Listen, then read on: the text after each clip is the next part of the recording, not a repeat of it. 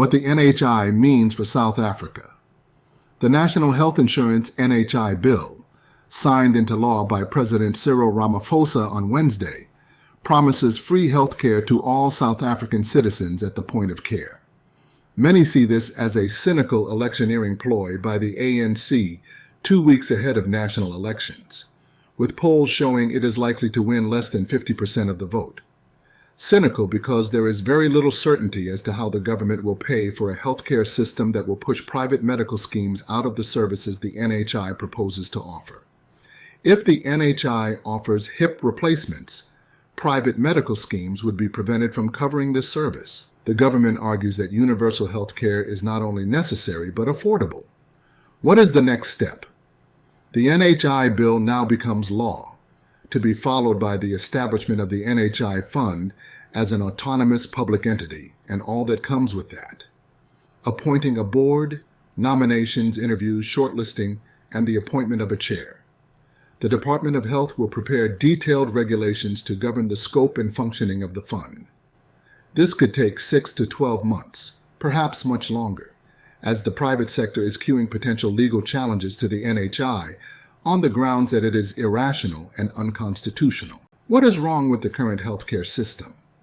Government says access to universal healthcare is a human right and believes it has identified inefficiencies in the private healthcare system, particularly when it comes to prescribed minimum benefits, PMBs. A set of defined benefits as outlined in the Medical Schemes Act include any emergency conditions, 271 medical conditions, and 26 chronic conditions. These will be gradually phased in under the NHI over a decade or more. Nicholas Crisp, Deputy Director General for the NHI, has argued that residents in Deep Sloot outside Johannesburg should not have to drive past numerous private hospitals to arrive at a public hospital for much-needed medical care.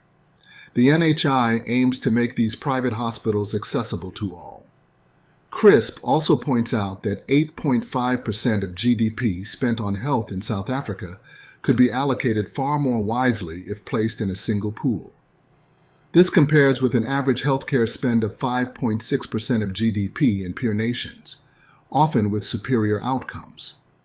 The private sector has been accused of unnecessary medical diagnosis and spending, considering SA has the highest incidence of tonsillectomies in the world, while 72% of all C-sections in the country are performed in the private sector.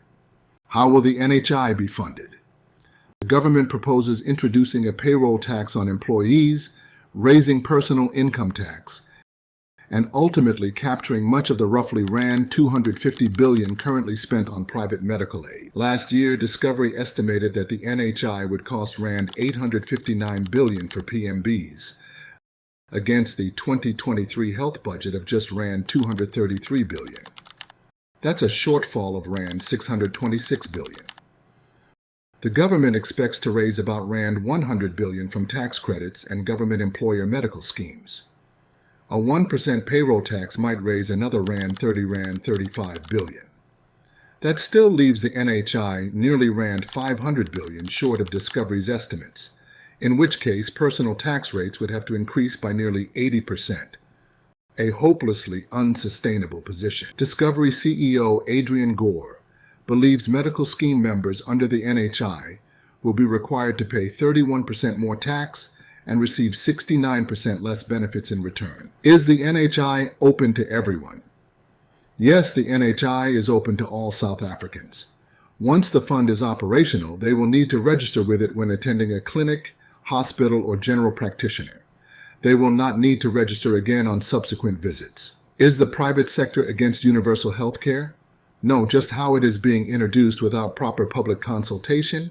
The government has ignored the extensive public comments it received, the uncertainty about the NHI rollout, and, crucially, how it is to be funded without breaking the private healthcare sector and the economy. If private players are not against universal health care, what do they see as the sticking points in the bill? Section 33 of the NHI bill, which says, once national health insurance has been fully implemented, as determined by the minister through regulations in the Gazette, medical schemes may only offer complementary cover to services not reimbursable by the fund.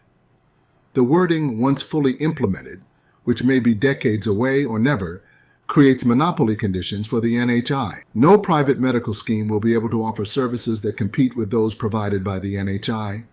This goes far beyond what is allowed in most other countries providing universal health care. Another sticking point is the certificate of need, where the state effectively dictates where doctors can set up practice or expand their services. Isn't the NHI modeled on similar successful schemes abroad, such as the NHS in the UK? Some consider the UK's National Health Service, NHS, among the best universal healthcare providers in the world. But a 2023 survey found public satisfaction at a 40-year low of 29%. That's a rather abysmal vote of confidence in a model deemed suitable for SA. However, the NHS is now 70 years old. It has certainly seen better years, with less intense waiting times for doctor and hospital appointments than at present.